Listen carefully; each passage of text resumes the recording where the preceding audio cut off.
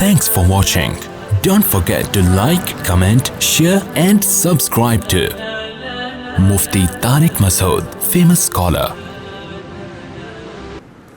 صرف ایک ہمیں حدیث ملتی ہے, حضرت عائشہ نے جماعت کروائی ہے صحابیات کے درمیان میں کھڑے ہو کر,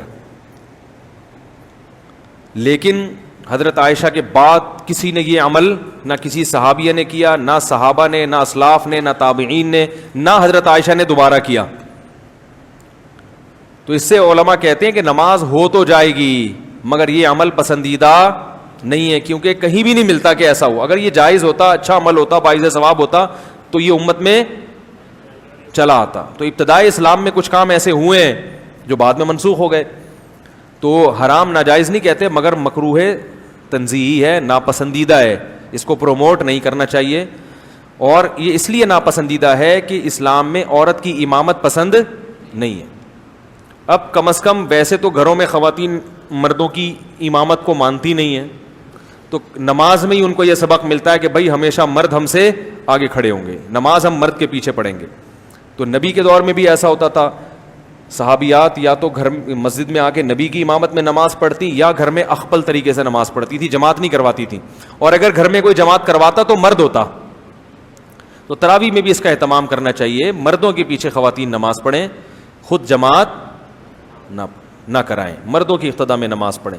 بھانجا ہے, بھتیجا ہے, حضرت عائشہ تو یہاں تک کرتی تھی کہ اپنے غلام کو امام بنا کے اس سے رمضان میں قرآن سنتی تھی. حالانکہ غلام تو بالکل ایک خادم ہوتا ہے, لیکن چونکہ مرد ہے تو غلام کا مقام تو کم ہے نا. حضرت عائشہ کا مقام تو ویسے بھی زیادہ ہے کیونکہ وہ ام المومنین ہیں, وہ ماں ہیں اور نبی کی سب سے جو ہے نا چہیتی بیوی ہیں.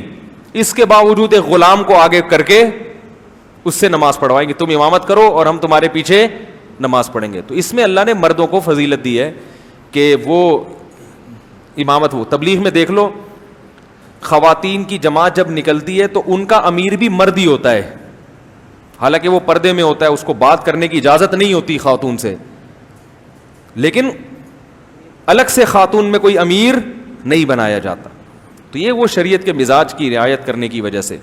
تو اس لیے جو ہے اس میں بھی اس کا خیال کیا کریں کہ جو حافظ خواتین ہیں وہ ویسے ہی دہرا لیں اپنا قرآن, یا اکیلے پڑھیں. تراویح جماعت کرنے کی کیا ضرورت ہے ان کو, تراویح اکیلے پڑھیں, وہ اپنے اخپل طریقے سے جو ہے وہ اپنا اس میں قرآن دہرا لیں. مفتی طارق مسعود صاحب کے بیانات سننے کے لیے youtube.com/مفتی طارق مسعود کو سبسکرائب کریں. اور اگر آپ لائیو ویڈیو کو کبھی بھی مس نہیں کرنا چاہتے ہیں تو سبسکرائب کرنے کے بعد بیل آئیکن پہ کلک کرنا مت بھولیں. جزاک اللہ.